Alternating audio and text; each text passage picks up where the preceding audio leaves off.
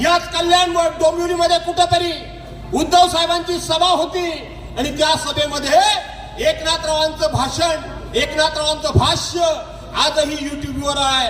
अध्यक्ष आपले उद्धवजी, मी आता माझ्या कार्यकर्त्यांच्यावरचा अन्याय सहन करू शकत नाही. मी भाजपाच्या मांडीला मांडी लावून बसू शकत नाही, म्हणून हा माझा राजीनामा द्या.